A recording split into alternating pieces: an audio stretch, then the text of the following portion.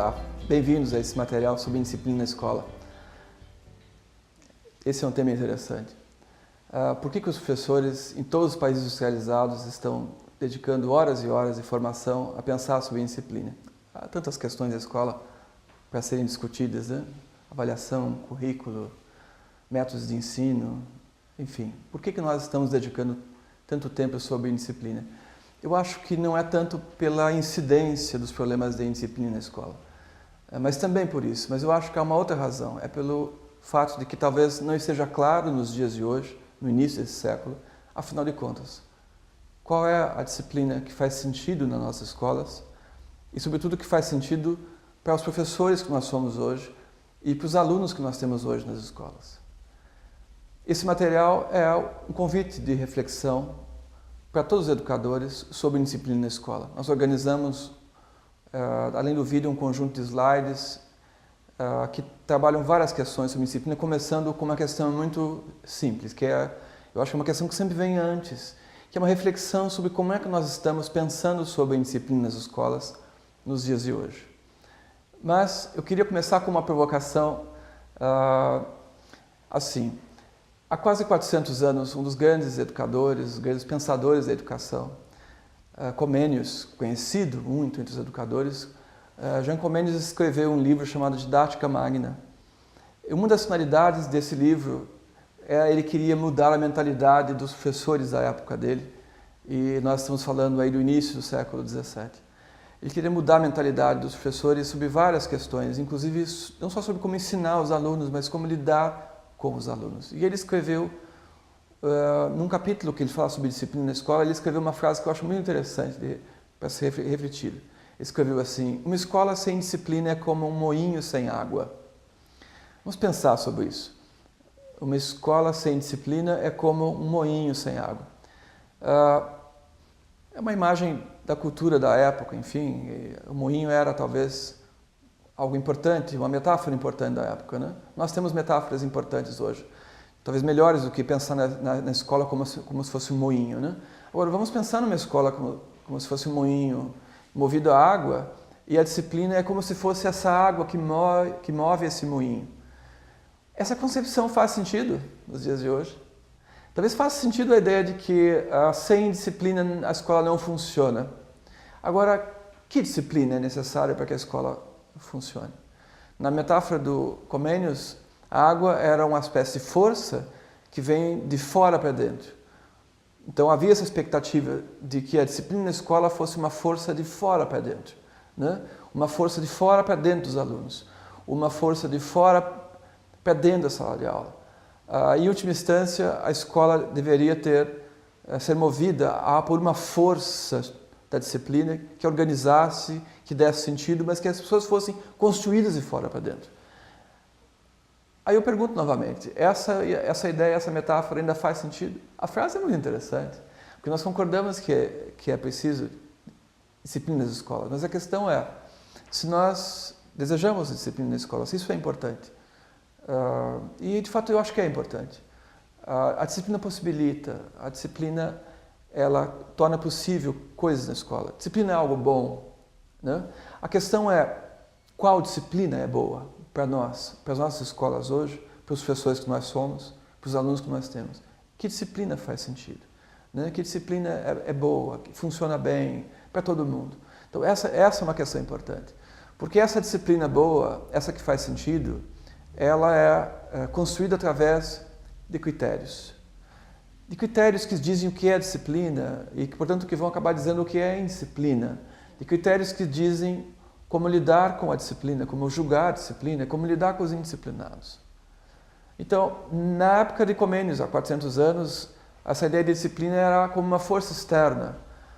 E esses critérios de disciplina na escola, de fato, eles eram muito mais produzidos fora da escola do que dentro da escola. A ideia do que era um bom aluno tinha muito a ver com a ideia do que era uma boa pessoa fora da escola também. Nós temos uma escola diferente hoje, uma escola onde o conceito de aluno, né, a ideia de aluno, o personagem aluno, ele tornou-se tão complexo, de que nós não podemos imaginar uma criança que chega na escola já sendo aluno. Na verdade, a criança, quando chega a criança, já está bom, né? E nós vamos ter que transformar essa criança num aluno. Agora, o modo de fazer essa transformação, e tem a ver com não só da responsabilidade, da intelectualidade, da afetividade, enfim, mas tem a ver com também dar a ela uma experiência de disciplina, que é uma experiência de responsabilidade coletiva dentro da escola. Mas como fazer isso? Que tipo de disciplina que ela é interessante? Eu acho que o início do processo de repensar e de reconstruir disciplina da escola tem a ver com pensar critérios, e o que tem a ver com pensar com conceitos. Então eu queria destacar dois conceitos, mas uma observação.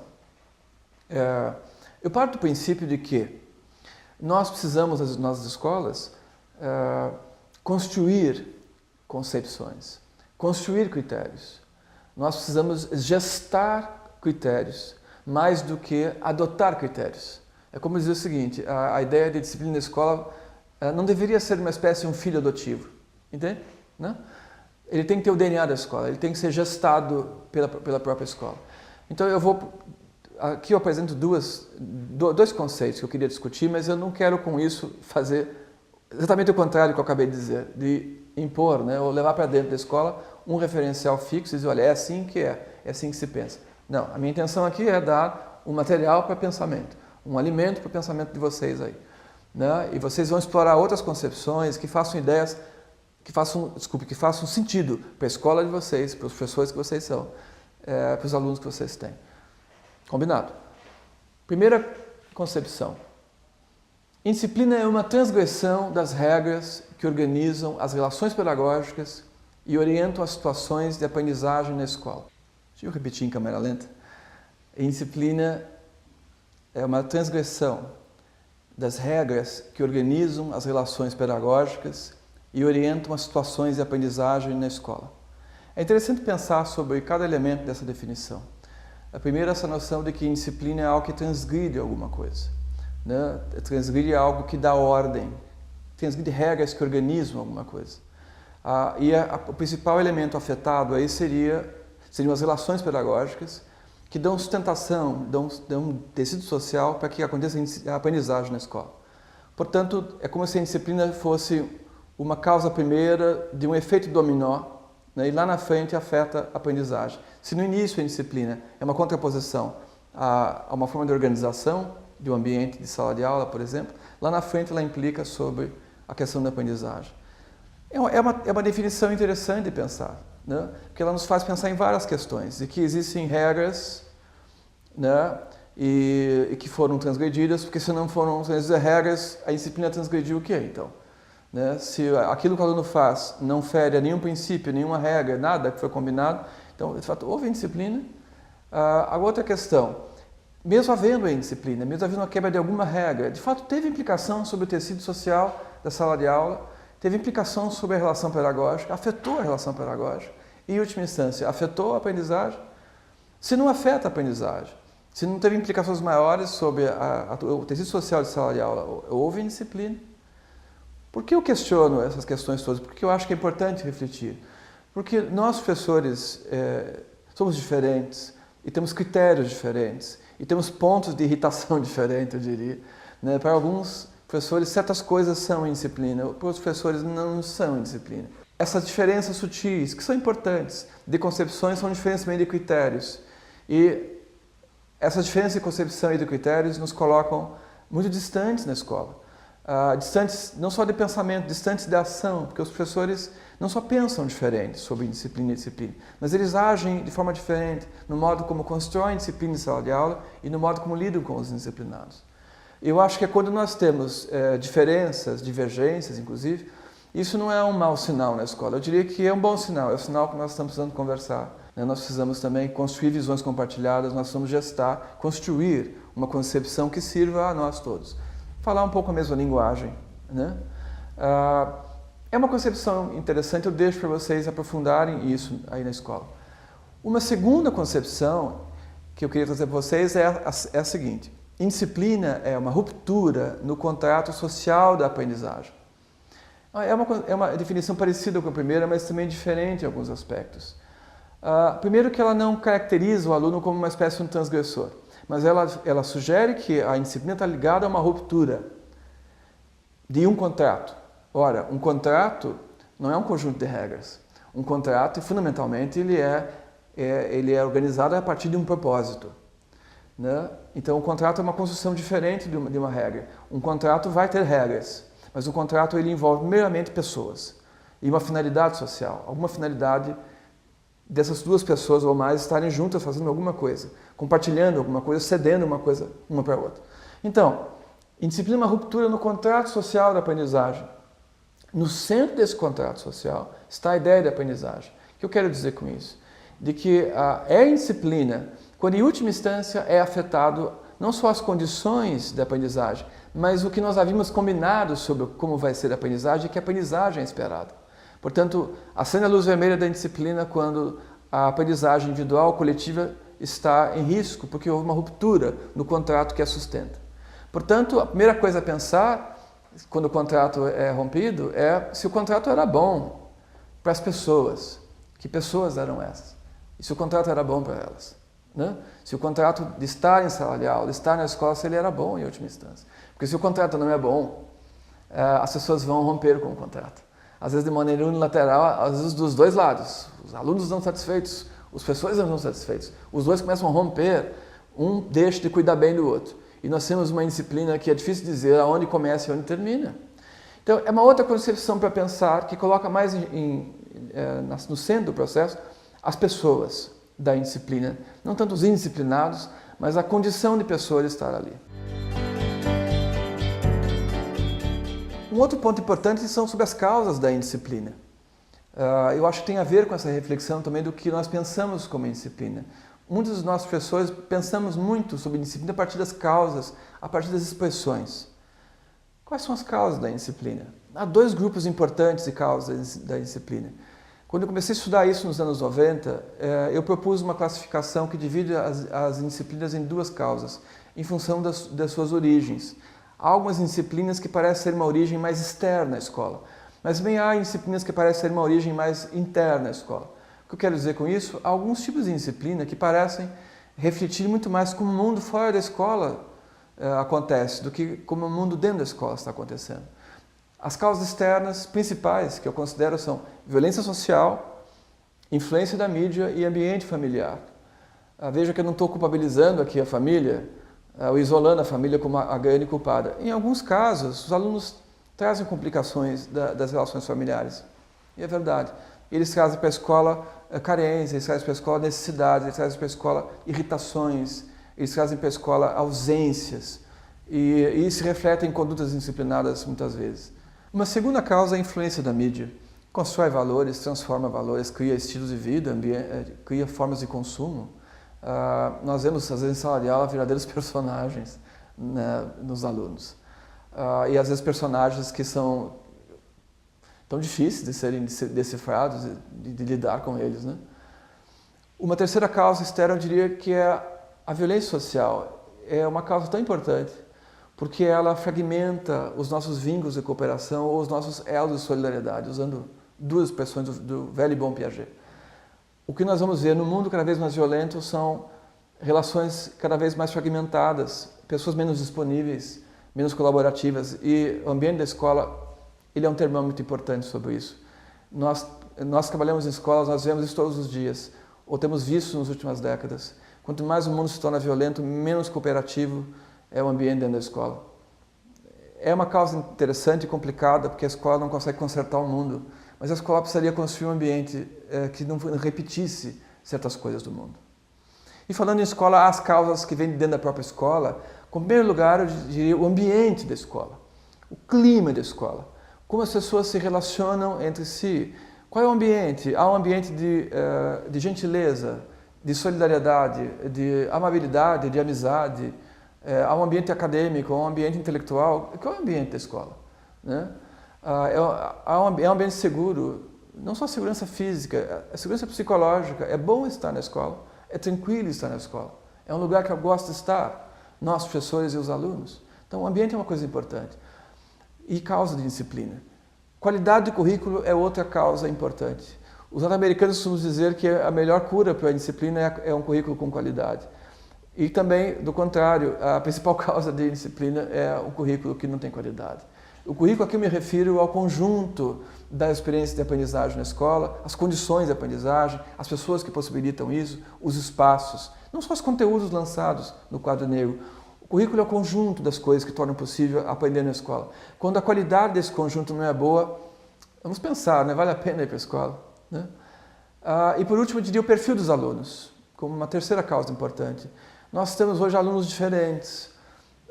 É claro que a cada 10 anos, 20 anos, a cada geração é possível dizer isso, os alunos são diferentes. E vai ser sempre verdade isso. Mas essas diferenças hoje são muito interessantes, são diferenças identitárias. É difícil hoje, por exemplo, ler os alunos pela família deles.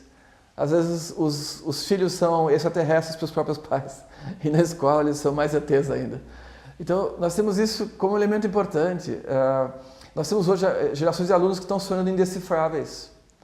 Não só porque eles dominam coisas e conhecimentos, ou tecnologia, e formas de agir e pensar, e se vestir, expressões de identidade que são tão diferentes, que não correspondem nem de longe ao que nós éramos quando éramos adolescentes, e tal, ou quando éramos crianças, né? Então, esses alunos diferentes, eles requerem um olhar diferente. Eu acho que a disciplina deles reafirma essa diferença, solicita um olhar sobre essa diferença, e no mínimo diz isso, da necessidade de nós pensarmos uma disciplina diferente para alunos diferentes. Não se trata de fazer aquilo que eles querem, mas eles também não querem fazer aquilo que nós queremos. Nós temos que descobrir quem eles são, porque eles estão interessados em descobrir quem nós somos, quem são os professores. Agora, o que fazer? O que fazer quando temos indisciplina na escola? A minha intenção aqui não é passar uma espécie de um método fechado, um conjunto de regras fechadas. Eu queria colocar alguns princípios de reflexão, né? Porque pedagogias diferentes propõem ideias diferentes sobre o que seja disciplina e como lida-se como é que se constrói a disciplina. Se nós trabalhamos numa escola montessoriana, há certas concepções diferentes, se a escola for piagetiana, que é diferente de uma escola que segue Paulo Freire, e assim por diante. Então não podemos generalizar. Mas eu queria colocar alguns princípios que eu acho que são sempre interessantes. Em primeiro lugar, eu diria que é preciso considerar as circunstâncias da indisciplina. O que acontece? Como acontece? Com quem acontece? Os sujeitos, segundo ponto importante. Quem são as pessoas de fato envolvidas? Mas não só para culpabilizar, é entender quem são os sujeitos, não só nomear os sujeitos, né? Isso foi ele. Não. Quem são os sujeitos que se envolvem com a indisciplina? Como são eles? O que eles pensam? Por que eles agem assim? E os sujeitos aqui não são só os alunos. Quem são os sujeitos adultos envolvidos nisso? E em terceiro lugar, eu diria, nós temos que considerar as perspectivas, os porquês segundo os alunos, os porquês segundo os professores. Nós precisamos ter um olhar um pouco mais amplo disso tudo. Eu acho que nós estamos há séculos lendo a indisciplina na escola pelo olhar apenas dos professores, dos adultos. Eu acho que é hora de fazer diferente.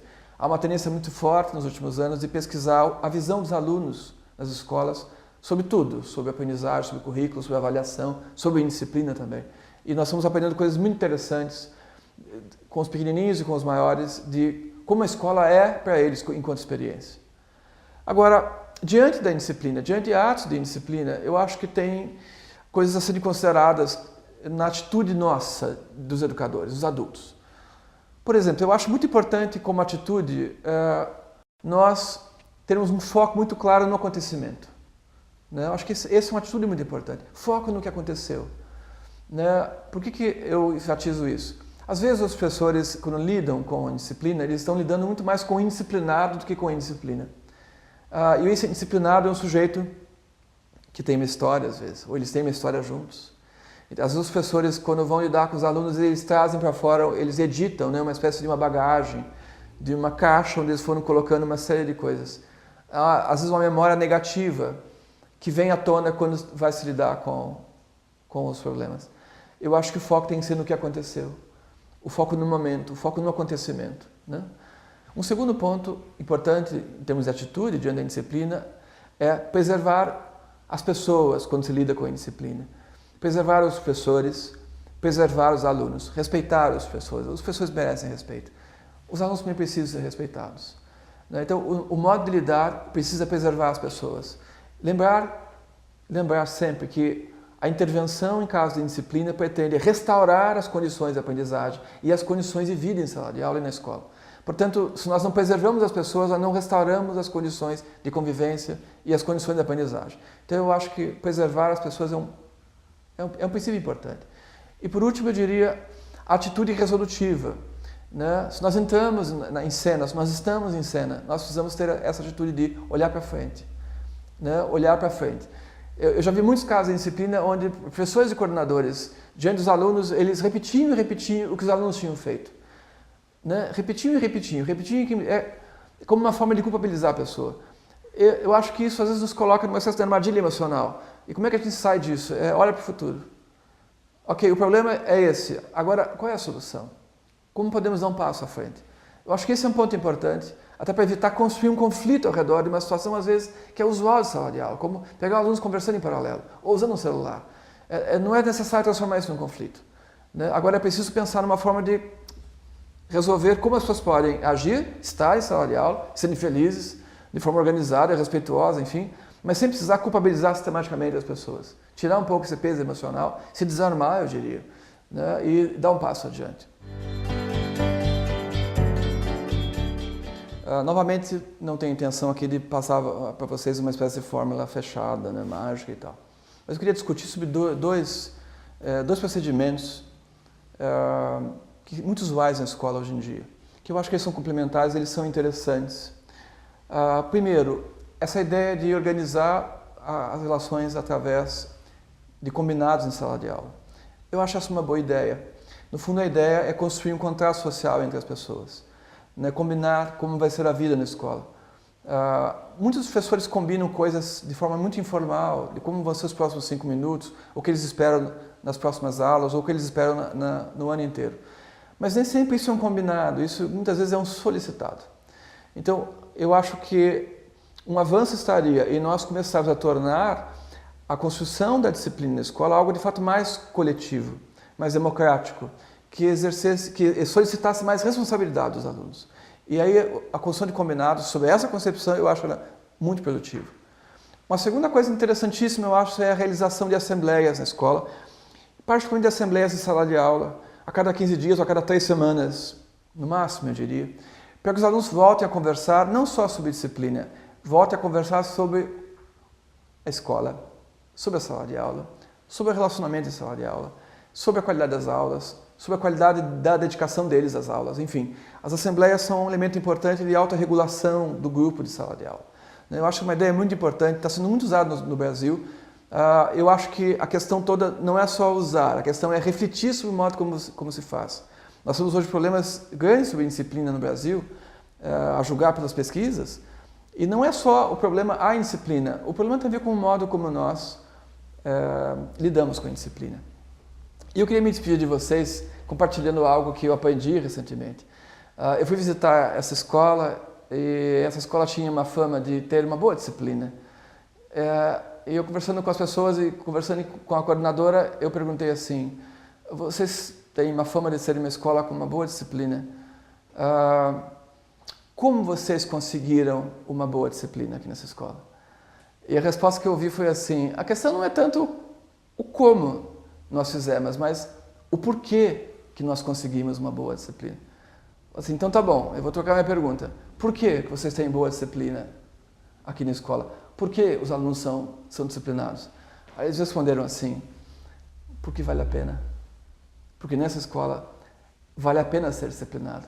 Na verdade, essa escola vale a pena estudar nessa escola, vale a pena vir aqui todos os dias. Então, os alunos são disciplinados porque é como se fosse a parte deles no processo. A escola vale a pena, os professores valem a pena, as aulas valem a pena. Então, numa escola que vale a pena ser disciplinado. Então, esse é um ponto importante e é bom encerrar a reflexão com isso, de que no fundo o que nós desejamos não são escolas disciplinadas, são escolas boas. Uma escola boa, ela inclui boa disciplina. Agora, o que faz uma escola boa? Nós temos que nos perguntar isso e nós temos que decidir critérios de tornar a nossa escola boa. Mas não podemos fazer nós adultos sozinhos, nós precisamos de conversar com os nossos alunos, nós precisamos de consultar os pais também, nós precisamos de conversar muito entre nós para decidir, para escolher, para criar critérios de o que é uma escola boa ou como nossa escola poderia ser melhor. Uma escola, quando é valiosa, significa que ela é capaz de oferecer muito mais daquilo que ela solicita. Essa é uma equação tão simples na matemática do que é valor positivo. O valor é positivo quando aquilo que se oferece é maior do que aquilo que se solicita. Quando a diferença ela é positiva. Então, aí existe um valor. Agora, quando a escola ela dá pouco e ela solicita muito, ela tem um valor negativo, entende? Acho que vamos fazer essa conta. A escola precisa oferecer muito, a escola precisa ser boa. Mas precisa ser boa também para o olhar da criança, para o olhar dos alunos, não só para o olhar dos adultos. É o que eu desejo para vocês. Vamos construir escolas boas, onde vale a pena nós irmos todos os dias trabalhar, é onde vale a pena os alunos virem todos os dias estudar. Vejo vocês no caminho. Até breve.